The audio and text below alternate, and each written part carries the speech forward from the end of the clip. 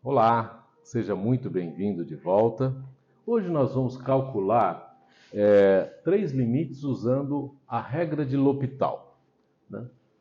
O que diz a regra de L'Hopital? É uma regrinha que simplifica bastante o cálculo de limites para as situações onde nós temos assim 0 por 0, quando a gente substitui o x, né?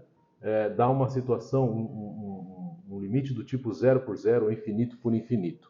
Quando a gente tem esse tipo de indeterminação, a gente pode tentar resolver na unha, mas muitas vezes é mais prático, mais fácil, mais rápido a gente usar essa regrinha de L'Hopital. E o que diz a regra de L'Hopital? A regra de L'Hopital diz que a gente precisa derivar o numerador e derivar o denominador e aí sim aplicar o limite. Então vamos ver, nós temos três aqui limites para serem calculados. O primeiro é o limite de seno de alfa x sobre seno de beta x com x tendendo a zero. Se eu coloco zero aqui no numerador e no denominador, dá seno de zero que é zero, seno de zero que é zero, dá zero sobre zero. Dá para aplicar L'Hopital. Aqui a mesma coisa, se eu colocar o zero aqui, nessa função e elevado a alfa x, elevado a zero dá 1. 1 menos 1 dá zero, sobre zero dá zero, indeterminação do tipo 0 por 0. E aqui a mesma coisa, nós temos uma mescla entre as duas coisas, ou seja, nós temos e elevado a zero que dá 1, 1 menos 1 dá zero, sobre 0 menos 0 que é zero, indeterminação do tipo 0 por 0.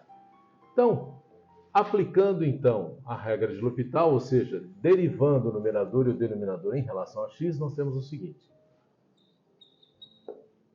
Limite com x tendendo a zero, derivada do seno é o cosseno de alfa x vezes o alfa, porque a derivada de alfa x em relação a x é alfa. E aqui a derivada embaixo vai dar o cosseno de beta x vezes beta. Ora, cosseno, quando a gente substitui por zero agora, vai dar cosseno de zero, que é 1. E aqui vai dar 1 também. Portanto, esse limite dá alfa sobre beta. Ok? Aqui nós vamos também aplicar a derivada do numerador e denominador. Então, limite com x tendendo a zero de derivada de e elevado a alfa x é e elevado a alfa x mesmo, vezes derivada de alfa x, que é uma derivação composta, que é alfa. Vou colocar o alfa aqui na frente. Menos, aqui a mesma coisa, beta e elevado a beta x. E derivada de x é 1. Perfeito? Quando a gente leva o x a zero, e elevado a zero dá 1. E elevado a zero dá 1. Portanto, esse limite dá alfa menos beta. Opa! Alfa menos beta. Legal?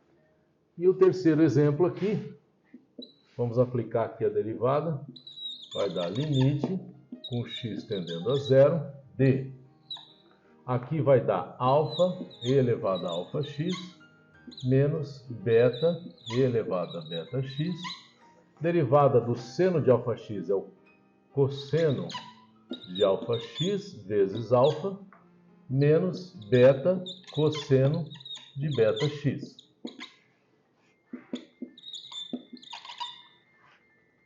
Aqui eu já vou aplicar o limite direto. Então, quando a gente substitui o zero aqui, aqui vai dar 1, isso aqui vai dar 1, aqui vai dar 1, aqui vai dar 1. Então, nós vamos ter a seguinte situação. Nós temos alfa menos beta dividido por alfa menos beta. Portanto, isso dá 1. E esse é o resultado desse limite.